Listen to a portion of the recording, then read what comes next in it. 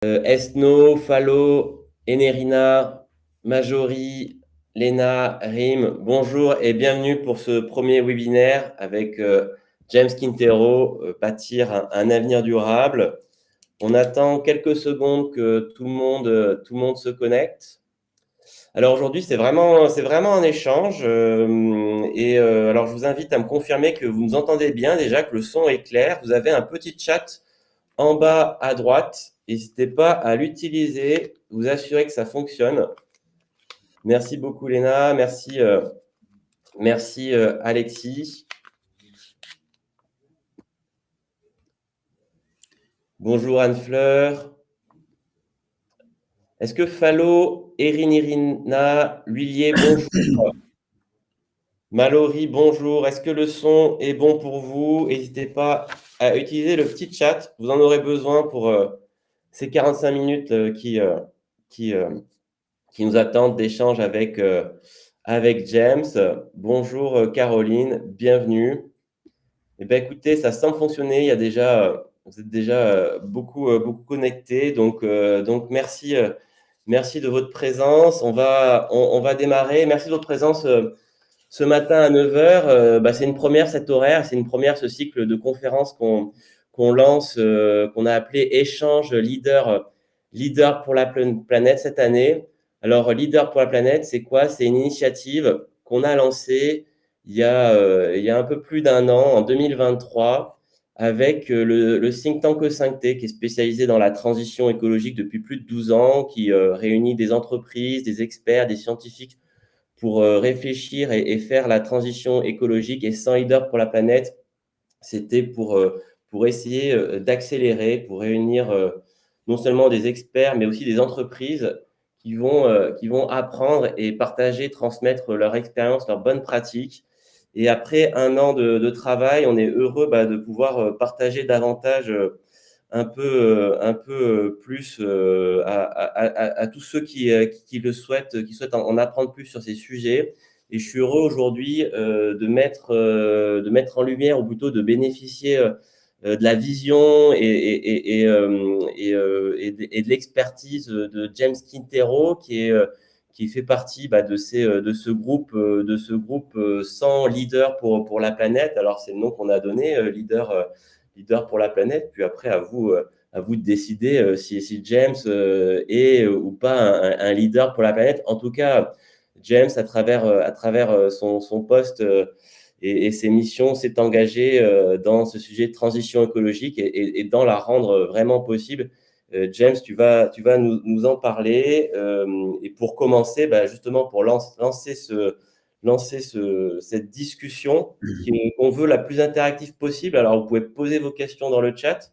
Je ferai en sorte de les lire. James aussi a un œil dessus, mais le but, c'est vraiment l'interactivité, le sans filtre et l'authenticité. Vous puissiez poser vos questions à James par rapport à ce qu'il fait et à ce qu'une entreprise comme SPI Batignolles Construction fait réellement dans la transition écologique. Aussi de parler de manière vraiment transparente des obstacles et des défis qu'on rencontre. Pour commencer, James, moi, je te pose cette première question de savoir qui tu es, toi, James. Voilà. Qui es-tu, James? Ok, donc bonjour à tous. Avant tout, je vous adresse à tous tous mes voeux pour cette nouvelle année, qu'elle soit riche à titre privé et évidemment aussi professionnel. Écoute, David, on s'est rencontrés il y a à peu près un an et demi. Alors, c'est vrai que derrière le titre Bâtir un avenir durable, il y a la construction et puis il y a un avenir. Ce que j'apprécie aussi dans E5T, c'est cette volonté de transmission, cette volonté d'échange, cette volonté de transparence. Donc, je vais reprendre ce que dit David. N'hésitez pas à m'interrompre, à m'interroger. Moi, j'ai pour pour volonté d'être le plus transparent possible, parce que de toute façon, la transition écologique pour moi est un élément essentiel de notre avenir. C'est de la co-construction. Personne ne détient la vérité aujourd'hui et moi, je capte beaucoup d'informations de toutes parts. Donc, n'hésitez pas à me poser des questions. Toutes les questions sont bonnes. Alors, qui suis-je? Aujourd'hui, j'ai eu 2 vies, la première dans l'informatique et puis, il y a une vingtaine d'années, puisque j'ai un ami qui est écologue, j'ai créé un bureau d'études spécialisé en biodiversité. Je ne suis pas ingénieur, je ne suis pas scientifique, et donc on s'est réparti les rôles, lui ayant, un rôle évidemment scientifique en tant qu'écologue et en ce qui me concerne, j'ai développé des activités autour, des outils d'aide à la décision pour aider, tous les grands comptes français, quels qu'ils soient, à appréhender, envisager la présence de la biodiversité sur leur foncier. Aujourd'hui, j'occupe à la direction générale donc de SPI Batignolles Construction un rôle de responsable de la transition écologique qui va certainement évoluer vers de la transformation écologique, c'est-à-dire qu'après l'écriture de notre plan qu'on développera certainement, maintenant il y a à rentrer dans l'action. Donc voilà, je suis là, j'adore la transmission, j'ai une stagiaire aujourd'hui, donc n'hésitez pas à me poser les questions. Ben, merci James pour cette présentation. Est-ce que, avant de parler un peu des défis, des ambitions que tu as aujourd'hui dans ton poste, tu peux rapidement nous présenter SPI Batignolles? Alors, SPI Batignolles, c'est un groupe dans le BTP. Nous sommes au niveau de la construction le 4e constructeur français derrière les 3 majors. Nous avons aujourd'hui 3 branches d'activité principales qui sont l'ETP, donc les travaux publics, classiquement les routes et le terrassement, la construction donc, que je représente, et puis toute une partie également énergie, puisque on essaye d'avoir une offre globale, et donc on propose à nos clients une offre globale autour du BTP, incluant bien évidemment l'énergie. Donc, c'est un groupe de 8000 collaborateurs et de 2,3-2,4 milliards de chiffre d'affaires. Ok. Et alors, pour entrer dans le vif du sujet, Oui. qu'est-ce que ça veut dire aujourd'hui la transition écologique pour un groupe comme SPI? D'ailleurs, ton poste, toi, c'est responsable, enfin, tu étais sur le sujet de transition écologique. Pour d'autres entreprises, on voit c'est transition climatique, ou alors on voit d'autres, c'est énergie ou responsable RSE. Ouais, est-ce que tu peux clarifier un peu tout ça, et pourquoi justement ce poste de transition écologique? Alors, écoute, pour moi, la RSE, donc, qui est la responsabilité sociétale de l'entreprise, regroupe, par exemple, chez SPI Batignolles, 4 piliers, dont un qui est agir contre le dérèglement climatique. La transition écologique s'intègre parfaitement à la RSE. La RSE, c'est beaucoup plus vaste, ça regroupe du RH, du juridique et de l'environnement. Après, pourquoi la transition écologique? Parce que j'ai voulu justement, et donc moi je dépends du directeur général qui est François Jumier au niveau de la construction, on a voulu donner une vision à 180 de ce qu'on a pu appeler à une époque le développement durable, l'environnement, et aujourd'hui qu'on appelle la transition écologique, qui pour moi représente deux segments complémentaires qui sont d'un côté la transition énergétique avec tout ce qui tourne dans la construction autour de la sobriété, de la sobriété énergétique, autour de la construction, les nouveaux modes constructifs, les matériaux biosourcés. Et puis de l'autre côté, donc toujours complémentaire, hein, c'est tout ce qui touche à l'environnement, donc les sites et sols pollués. Et puis bien évidemment, un pan, et comme comme vous avez pu le comprendre, puisque j'ai eu un bureau d'études spécialisé en biodiversité, aussi une lumière qui est absolument nécessaire sur la préservation de la biodiversité. Donc, pour aujourd'hui, ce poste, c'est j'inclus et je suis référent RSE au niveau du groupe. Je fais partie du COMEX RSE au niveau du groupe Spivatignoles, mais j'ai essentiellement des missions au niveau de la transition écologique, puisque, comme je vous l'ai expliqué, la RSE est un ensemble complexe et je n'ai pas toute l'expertise sur la RH ou le juridique. Bah, et ouais, effectivement, on voit que c'est une mission qui est très ambitieuse, qui est très vaste, hein, la transition écologique. Tu parles de biodiversité, c'est quand même, très rare qu'on parle de ces sujets-là encore, vraiment en entreprise, enfin, qu'il y ait une personne qui s'en occupe. Concrètement, quand tu arrives sur un poste comme ça, une mission, comme ça, tu arrives, mais par quoi tu commences? Alors, j'avais pas besoin de ranger mon bureau parce que je suis arrivé et c'est une création de poste. Donc, je suis arrivé il y a 2 ans et demi, donc j'ai tout monté. Moi, j'ai la chance, que la gouvernance soit vraiment, consciente de tous les enjeux, liés au dérèglement climatique, liés, justement à ces enjeux environnementaux. Et donc, la première des missions, ça a été de monter un socle pour l'acculturation, la sensibilisation de l'ensemble des collaborateurs. Au niveau de Spivatignoles, on considère que si l'ensemble des collaborateurs ne sont pas conscients des enjeux liés au dérèglement climatique, on ne pourra pas embarquer toute la société. Donc pour cela, j'ai déployé en 2023 et évidemment ça continue en 2024, au niveau de la sensibilisation, la fresque du climat que beaucoup d'entre vous doivent connaître, qui est à mon avis un excellent jeu collaboratif pour prendre en compte tous les enjeux environnementaux.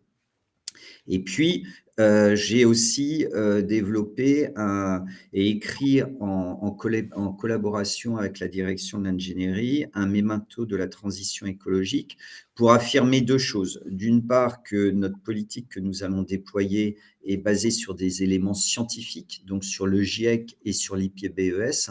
Je pense qu'il est absolument nécessaire aujourd'hui, notamment avec l'influence des réseaux sociaux, d'affirmer des choses pour éviter tout malentendu. Donc nous, on aborde le sujet du dérèglement climatique en disant que la réalité, la vérité est détenue par le GIEC et l'IPBES. Le GIEC, donc c'est le groupement intergouvernemental des experts sur le climat, et l'IPBES, c'est l'équivalent au niveau de la biodiversité. Donc ça, c'est le premier point important de ce mémento. Et le deuxième point, c'est de décliner notre vision au niveau de la construction, de la transition écologique et en prouvant également, parce que nous avons déjà des projets que nous avons construits, donc nous sommes déjà acteurs de cette transition écologique. Je vois pas mal de monde s'est connecté, nous a rejoint en route, donc bonjour et bienvenue. Surtout, vous avez un chat, n'hésitez pas à vous présenter, n'hésitez pas à poser vos questions en cours de route, comme ça on pourra les lire et faire que cet échange soit le plus interactif et le plus authentique aussi possible avec vos questions. James, tu parles et effectivement donc de mettre en place une stratégie autour des enjeux environnementaux qui est basée sur des données scientifiques. Alors on voit, ça fait des années que les scientifiques ils alertent sur les enjeux environnementaux, mais comment on fait pour que ça arrive dans le monde de l'entreprise et que concrètement, alors tu as commencé à donner des pistes, tu as parlé de sensibilisation, mais que concrètement, une entreprise s'adapte et se mette en mouvement sur ces sujets-là. OK.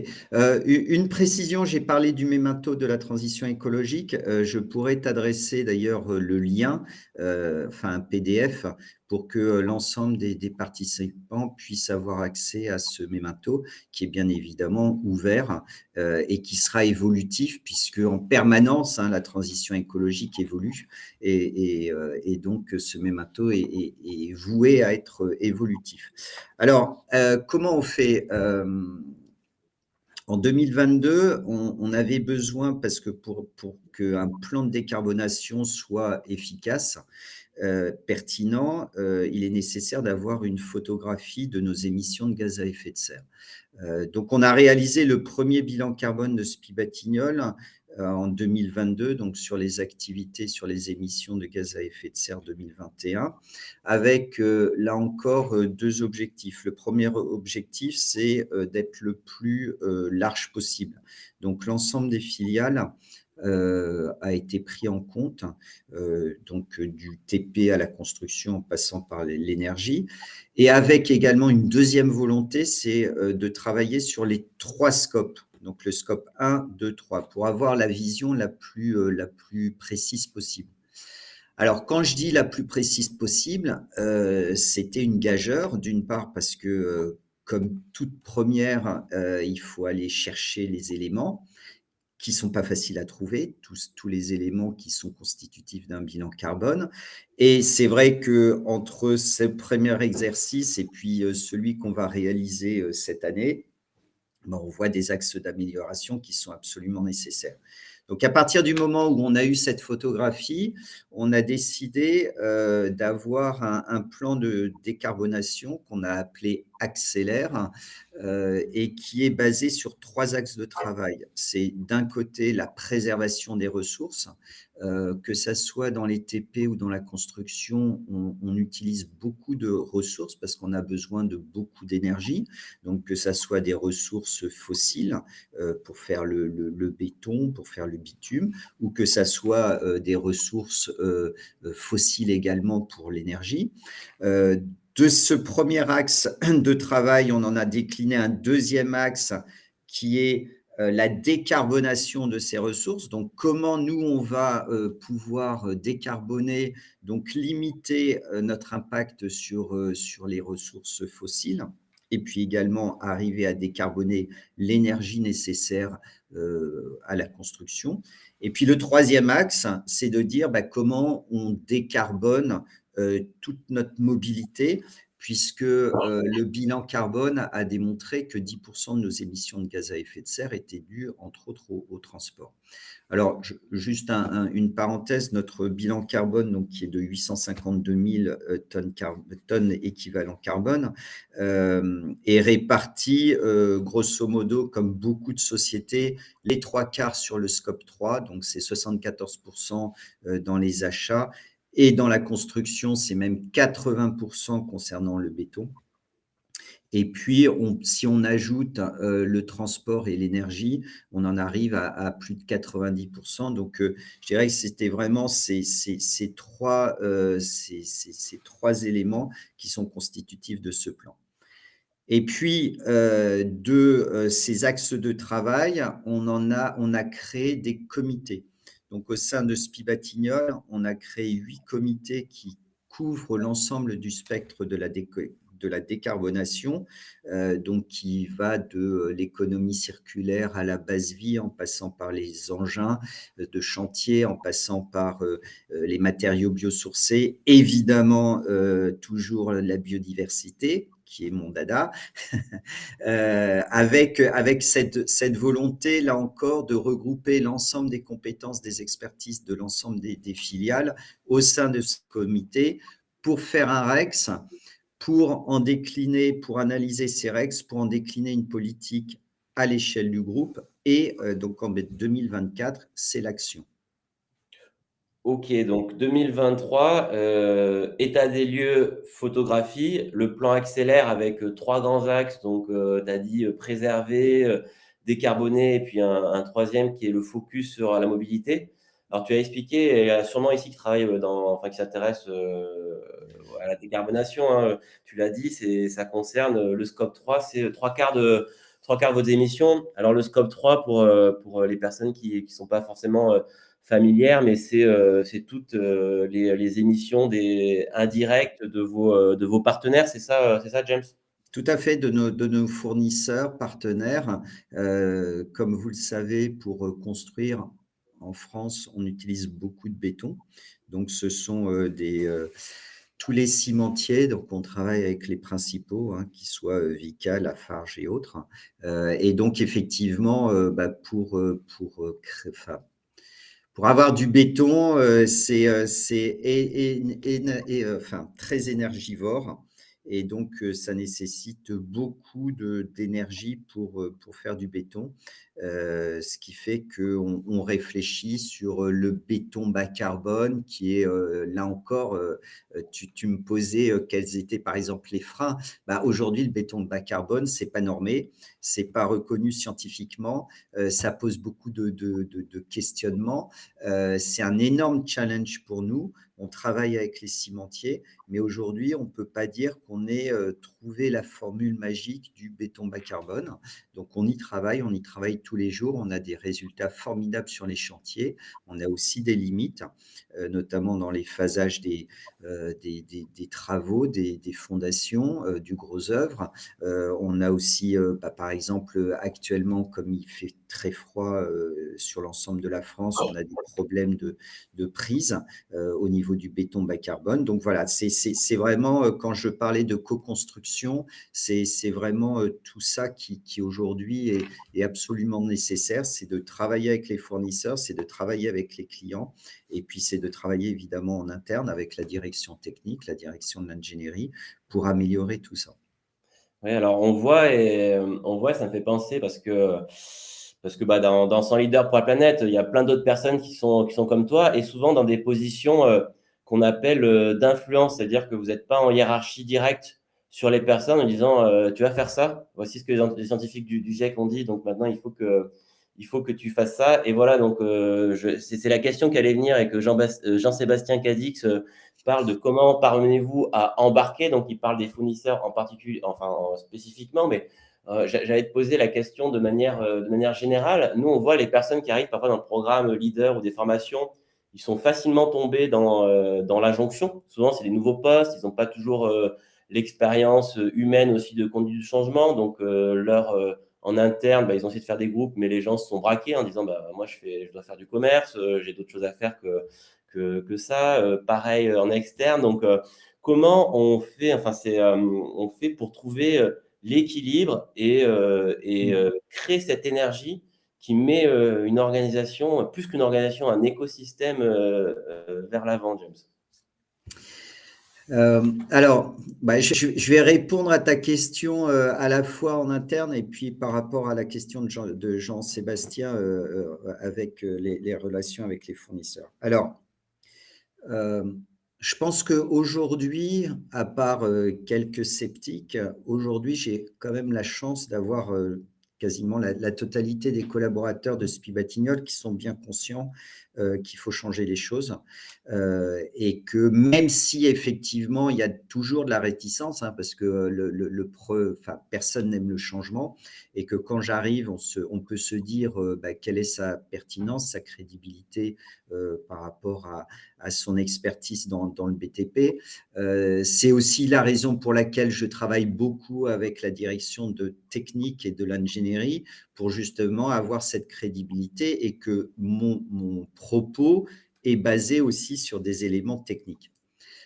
J'ai aussi la chance, comme je vous l'ai dit, moi, d'avoir la gouvernance qui est vraiment derrière moi, que lorsque j'arrive, je diffuse cette parole de la direction générale et que on est dans un groupe SPI Batignolles où c'est très collaboratif. On a une spécificité SPI Batignolles, c'est que 70% de notre actionnariat est détenu par les collaborateurs. Un tiers par des cadres dirigeants comme moi et puis un tiers par l'ensemble les collaborateurs par l'intermédiaire du plan d'épargne groupe.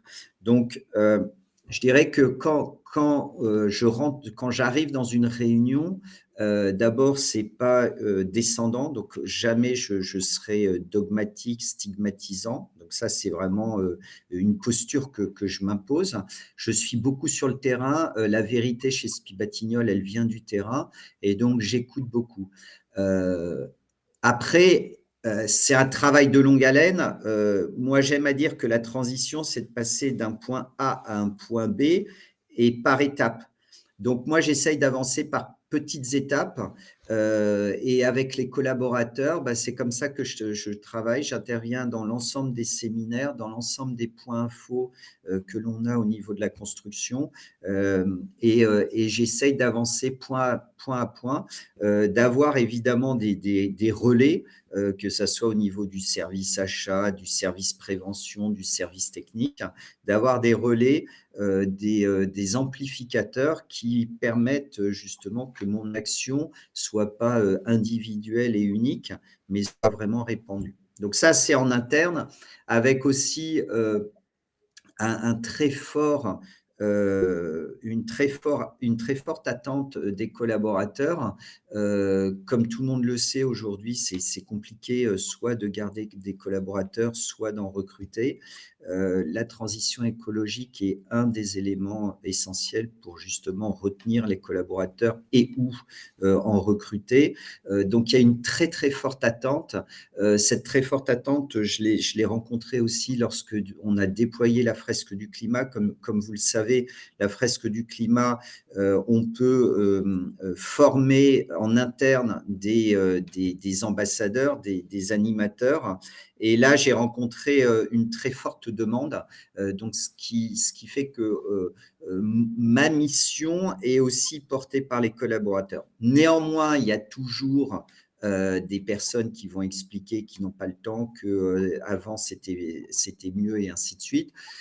Voilà, c'est un travail de longue haleine, pas à pas et au jour le jour. Et en ce qui concerne les fournisseurs, alors les fournisseurs aujourd'hui sont de toute façon conscients que nous, on a des obligations réglementaires, notamment de reporting, et qu'aujourd'hui, on leur demande absolument d'avoir une traçabilité et des données qui soient pertinentes, comparables, pour qu'on puisse les intégrer dans le bilan carbone et puis à terme les intégrer dans notre bilan financier puisque, j'ouvre une nouvelle parenthèse, à compter du 1er janvier 2024, enfin sur l'activité 2024 et donc sur les rapports 2025, on va avoir la CSRD, qui est une nouvelle comptabilité environnementale qui va arriver, qui va s'imposer et qui s'impose à 50 000 sociétés en Europe. Et donc, tous ces éléments font que, de toute façon, les fournisseurs sont aujourd'hui alertés. Au niveau de la construction, là encore, on travaille beaucoup en partenariat. Moi, je rencontre beaucoup de fournisseurs avec la direction des achats. La direction des achats, aujourd'hui, elle a un rôle qui n'est plus limité que aux achats en disant c'est combien, c'est quel délai et ainsi de suite. C'est vraiment ce qu'on appelle des achats responsables. C'est-à-dire que derrière l'achat, on va rechercher le côté environnemental du produit. Les fournisseurs sont conscients, on travaille en partenariat avec eux. C'est pas simple tous les jours, mais de plus en plus, ils s'intègrent à notre volonté de décarbonation.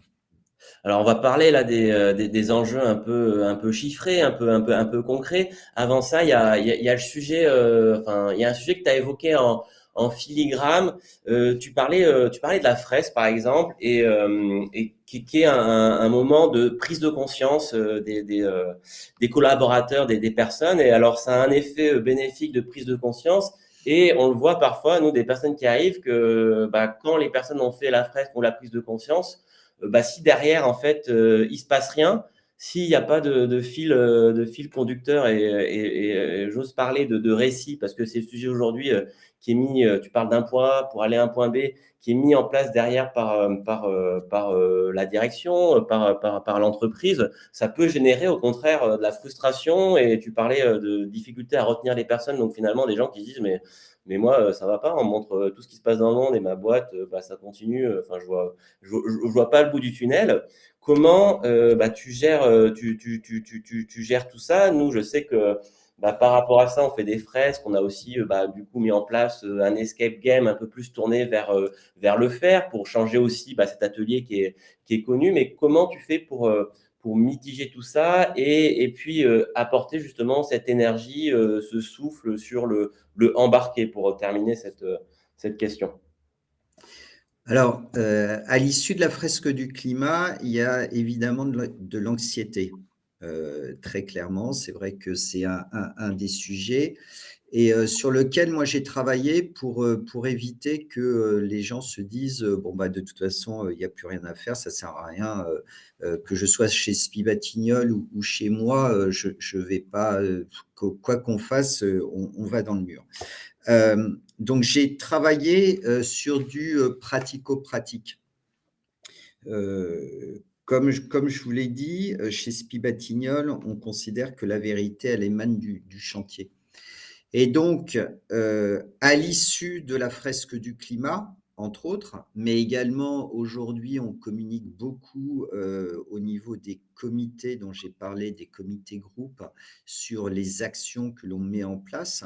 Et donc j'ai élaboré, un guide pratique pour les animateurs avec toutes les actions que nous réalisons d'ores et déjà, que nous mettons en place, que ça soit par exemple un contrat cadre pour les bases vie avec Cugnot pour avoir beaucoup plus de sobriété énergétique au niveau des bases vie.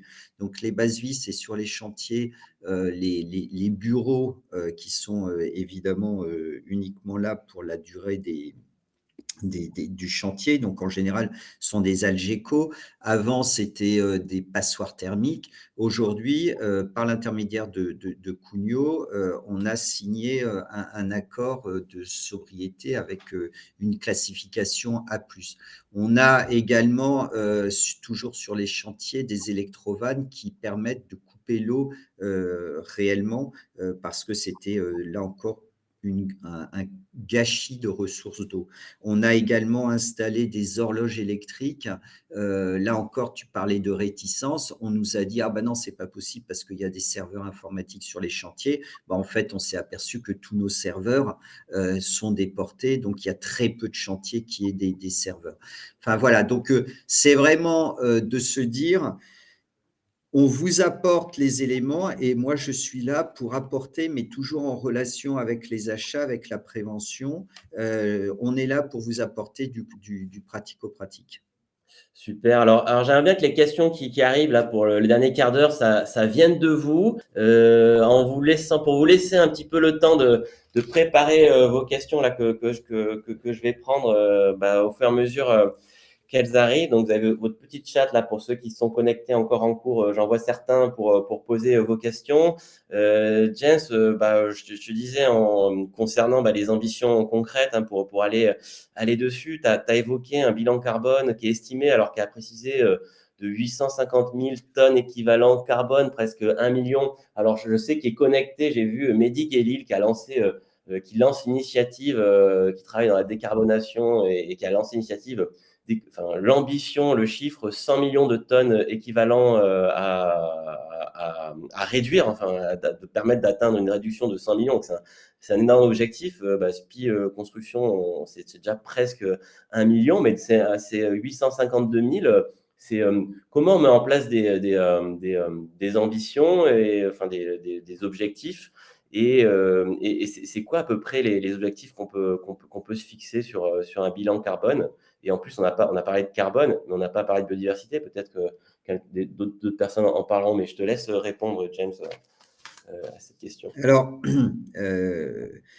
par rapport à la trajectoire, à nos objectifs, étant ambassadeur du Global Compact, donc des Nations Unies, et je représente le groupe d'ailleurs donc au niveau français. On respecte la trajectoire des accords de Paris, donc avec pour ceux qui sont, enfin, pour information, donc c'est moins 30% de gaz à effet de serre par rapport à 2019. C'est très ambitieux, c'est très compliqué, c'est pas simple. On a cette trajectoire, on a cet objectif. Euh, Aujourd'hui, là encore, par rapport à la pertinence des chiffres que j'ai pu annoncer, c'est pas simple de te dire qu'on va les réaliser. On se fixe vraiment cet objectif. On mettra tout en œuvre pour réaliser.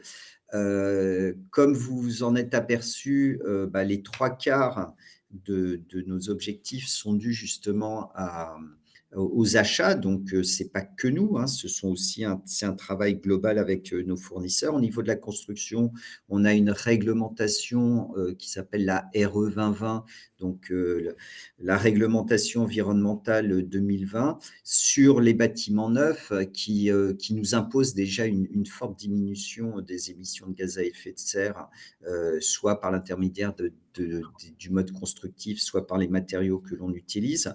Donc, c'est vraiment c'est un objectif ambitieux pour lequel on ne peut pas déroger, et donc SPI Batignolles mettra tout en œuvre.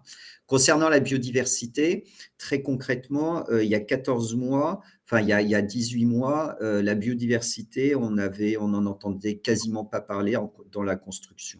Et puis depuis 18 mois, ça arrive sur quasiment l'ensemble de nos projets. Ce qui me ravit parce que ça veut dire qu'il y a une réelle prise de conscience. Et pour ce faire, donc on a un contrat cadre avec un écologue, et on a réalisé des formations pour l'ensemble de nos collaborateurs à la direction technique, aux études de prix, aux méthodes, pour cette prise en compte de la biodiversité, au niveau des commerciaux également. Et on essaye le plus en amont possible de prendre le projet pour anticiper la préservation de la biodiversité. Ça veut dire quoi? Ça veut dire que quand il y a une nouvelle construction, c'est de faire attention qu'il n'y ait pas comment dire, un écosystème présent, ou c'est pendant l'extraction? Enfin, ça veut dire quoi concrètement, préserver la biodiversité dans la construction aujourd'hui? Alors, bien évidemment, ça dépend des projets, de la localisation du projet, hein. En zone urbaine, la biodiversité va être moins présente que dans une zone moins urbaine. Néanmoins, qu'est-ce que ça veut dire? Ça veut dire qu'on va faire un diagnostic, un pré-diagnostic de la présence de la biodiversité. Et ensuite, lorsque le chantier, au préalable du démarrage du chantier, on va envoyer justement cet écologue pour que, en regard avec son expertise, il puisse, ne serait-ce que pour la base vie, l'installer à un endroit qui va avoir le moins d'impact possible vis-à-vis de la biodiversité. Alors, bien évidemment, la réglementation nous impose des choses, hein, donc ça, là-dessus, on respecte cette réglementation, mais on essaye d'aller plus loin. Et donc, d'expliquer aux compagnons, aux conducteurs de travaux, directeurs de travaux, que la biodiversité est présente même en zone urbaine, qu'il faut la préserver. Et donc, on leur donne des moyens par des fiches pratiques de cette préservation sur ce chantier précis. Super. Alors, j'ai passé, je vais te lire quelques questions, James. Il y en a Oui. une première qui est sur, justement, on parlait de conduite de changement, de nouveauté, d'innovation. C'est Grégory Esnault qui a monté une start-up de solaire thermique, voilà, innovant, où il se dit, bah, moi, j'ai une technologie qui fait du chauffage chauffage et eau chaude sanitaire, qui fait des réductions de gaz à effet de serre. Et il se dit, bah, en fait, j'ai du mal à faire connaître ma technologie qui est pourtant brevetée, qui fonctionne auprès des fournisseurs. J'imagine que voilà, il y a un sujet aussi d'écoute sur les nouveautés. Comment vous faites, James, et quels conseils, surtout, il demande quels conseils il peut avoir, lui, pour se faire entendre des entreprises, et se faire connaître sur l'innovation qui peut parfois faire peur, hein, quand on ne connaît pas le solaire thermique. Voilà. Alors, Alors, bah, déjà, le premier conseil, c'est de prendre mes coordonnées et qu'on puisse échanger. Ça, c'est le meilleur conseil. Alors, au sein de la construction, et même au sein du groupe, on a un service innovation. On a comme directive, de contractualiser des partenariats. On essaye toujours, sur les projets d'être différenciant par rapport à la concurrence, et la différenciation, elle vient avec les startups. Je le disais, la transition écologique passe par de la co-construction. Très clairement, personne n'a aujourd'hui trouvé, la vérité ou le Graal ou la méthodologie, la technique et autres. Donc en fait, c'est de la co-construction. Moi, je sais que par exemple, c'est pas forcément une start-up au sens propre du terme, mais on a contractualisé avec un fabricant de béton bois, qui nous a permis, entre autres, de remporter des projets alors que c'était innovant, alors qu'il n'y avait pas forcément tous les ATEX, mais on s'est dit: «Il faut y aller, il faut que, ça fait partie aussi de notre responsabilité, en tant que groupe, de la taille de Spi Batignolles, que, d'accompagner et de permettre à des startups de se développer». Donc, alors j'ai plus noté, la personne, mais, par ton intermédiaire, David, qu'elle n'hésite pas à me contacter, et moi, je suis en relation avec l'innovation. On travaille beaucoup main dans la main. Moi, j'apporte, donc des idées à l'innovation qui ensuite, on est très pratico-pratique. Donc, si effectivement cette technologie est C'est est pertinent. bonne, est prouvée, on la mettra certainement en œuvre. Bah, écoute, ouais, ça fait, j'allais rebondir, justement sur, l'état d'esprit, 100 leaders pour la planète E5T et puis je vois que Myriam Maestroni, s'est connectée, notre présidente, donc qui est à l'initiative la présidente d'E5T et moi j'allais dire, le mot d'ordre chez nous, c'est 1+1 = 3. Myriam le répète souvent, donc c'est la rencontre, c'est l'innovation, les synergies et Mmh. effectivement, un des rôles de 100 leaders pour la planète, c'est de partager, entre nous, partager à l'extérieur et E5T a mis en place des trophées d'innovation.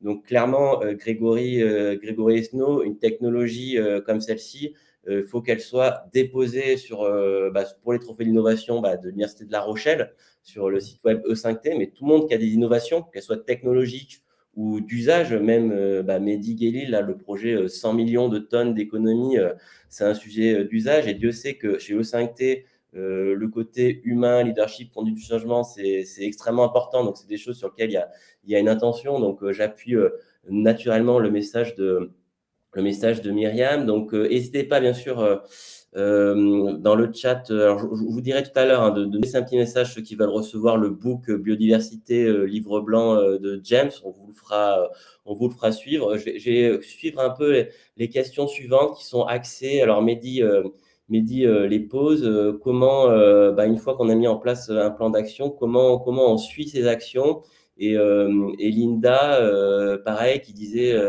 posait une question un peu connexe. Est-ce que pour fédérer tout le monde, il y a un outil, une plateforme pour suivre votre déploiement de stratégie de transition RSE? Donc la mesure et voilà, comment mesurer et comment suivre au quotidien voilà, les outils pour garder Alors, l'œil. les indicateurs aujourd'hui, sont multiples en fonction du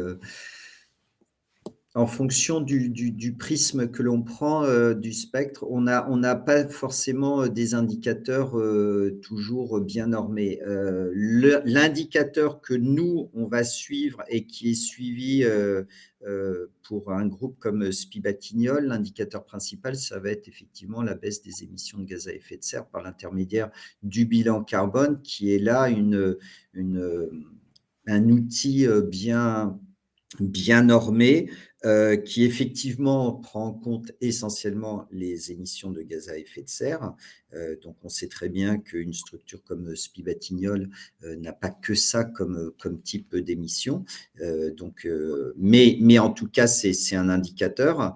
Les autres indicateurs, on va pouvoir les suivre aussi par l'intermédiaire de toutes les normes type ISO 14001, puisque l'ensemble de nos filiales sont ISO 14001. Donc, c'est tous ces indicateurs. Après, trop d'indicateurs, je dirais que trop d'indicateurs tuent l'indicateur. Donc, c'est vrai que nous, on essaye d'être vraiment très pratico-pratique. Donc, on prend que les indicateurs qui peuvent nous aider à piloter ce plan de décarbonation, qui est un vaste plan, qui est un plan en écriture et en évolution permanente. Mais je dirais que les principaux indicateurs, c'est vraiment bilan carbone et ISO 14001. Et je me souviens plus de la deuxième question, David. Si. Ouais, la deuxième question, c'était est-ce qu'il y a un outil de déploiement, est-ce que vous utilisez des plateformes digitales pour mettre en place et suivre ces indicateurs RSE dans les équipes? Non, non. Aujourd'hui, d'abord à ma connaissance, j'en connais pas d'outils RSE, donc je suis aussi preneur. Hein, Quand je disais que je suis beaucoup pour l'échange et j'apprends tous les jours beaucoup de choses. Donc, s'il y a ce type d'outils, de plateformes, je connais les plateformes d'achat. On parlait aussi pour embarquer, parce que j'ai oublié de parler de ça, embarquer les fournisseurs. C'est vrai qu'aujourd'hui, que ça soit nous auprès de nos clients ou nous auprès de nos fournisseurs, il y a des plateformes achats qui reprennent l'ensemble des indicateurs RSE et qui font que les fournisseurs doivent suivre ces indicateurs et on les incite aussi à aller sur les plateformes et à suivre justement toutes les pistes d'amélioration. Mais non, des indicateurs de plateforme RSE, on n'en a pas forcément. Alors, chacun dans son service en a, hein, que ça soit éthique et conformité, on va avoir le nombre de plaintes, le nombre de suivis, et ainsi de suite. Au niveau RH, on a aussi d'autres indicateurs, mais un indicateur qui serait global RSE, non, j'en ai pas connaissance. Ok, très bien. Mais, on va toucher, on déborde là légèrement sur l'horaire. Ça touche à sa fin. Donc, s'il y a une dernière question, je veux bien qu'on la prenne. En tout cas, profitez là de ce moment. Myriam parle de Zeil, d'ailleurs, a offert là un audit. Là, j'ai vu dans le Team for the Planet, le lancement, là, l'initiative, il y avait Zeil là qui s'est positionné qui est une plateforme justement qui est digitale, qui aide les entreprises sur le sujet RSE. Alors Grégory, nous on va transmettre vos coordonnées. Vous êtes inscrit, donc on a vos coordonnées, on va les transmettre directement à James. J'invite, parce qu'il y a pas mal de nouveaux, et ça c'est vraiment super que James, cet échange en début d'année à 9h du matin, ça fasse venir du monde, donc c'est hyper enthousiasmant pour la suite.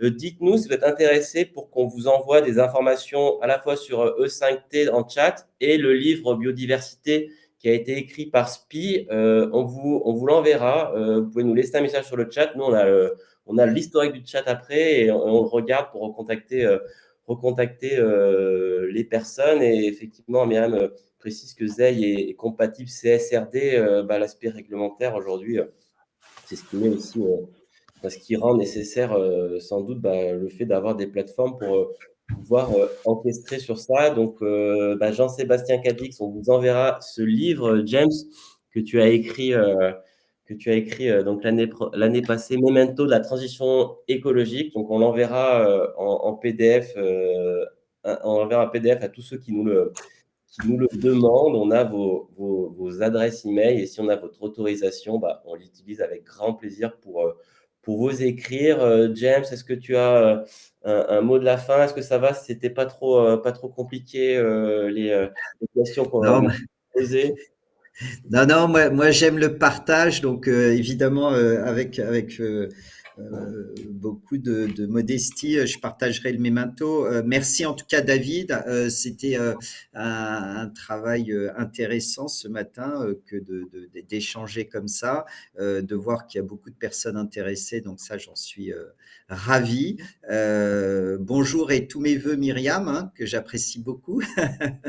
Non, moi, ce que j'aime et ce que je retiens avec E5T, c'est vraiment le côté pratico-pratique, c'est cette volonté d'avancer volonté, c'est cette volonté de ne pas stigmatiser, que la solution, on va tous la trouver. Mais le chemin est compliqué, hein. On est sur un chemin de crête. Moi qui suis double national suisse, je sais ce que c'est qu'un chemin de crête en montagne. Donc, il faut regarder à droite, à gauche, mais en même temps, on a un objectif. Cet objectif, il est atteignable, il n'est pas simple à atteindre, mais il faut y aller palier par palier. Et je sais que 5T, c'est pour ça aussi que je m'implique beaucoup chez vous, permet justement d'approcher toute l'environnement de la transition écologique, la transition énergétique, avec beaucoup de bienveillance et beaucoup de partage. Ben écoute, merci James et c'est vrai, bah, c'était l'ambition et c'est vraiment grâce, à ce collectif, hein, à vous qui les entreprises qui s'engageaient dans, bah, là, 100 leaders pour la planète et qui continuent, non seulement d'apprendre et de partager. Demain, il y a une conférence, bah, en interne parce que le travail continue avec Météo France, hein, sur les risques climatiques, d'une France à 2, plus 3, plus 4 degrés et c'est vrai que c'est super de voir ça. C'est super de voir, ces valeurs, comme tu parlais, voilà, d'humilité, de transparence, bah, qui se diffuse de partout et puis de voir, bah, cette énergie, cette positivité, bah, insuffler, bah, tu le disais, on rejoint, je pense, je te rejoins bien sûr là-dessus, sur l'énergie, initiée par Myriam. Donc écoutez, bah, merci, un grand merci James encore de t'être prêté à l'exercice. Merci à tous et puis, bien sûr, on vous écrit sans faute, pour, ceux qui ont laissé leur message. Et puis pour prendre rendez-vous pour échanger sur le sujet formation, sensibilisation, conduite du changement, bien sûr, vous pouvez prendre rendez-vous facilement sur le site web ou ici en cliquant ici. Et puis on est à votre disposition. Et pareil, pour faire les liens, c'est notre mission. Merci beaucoup, excellente journée et à bientôt. Je vais fermer ce webinaire. Au revoir. Au revoir. Alors, je laisse les dernières écritures et je ferme. Terminer l'événement.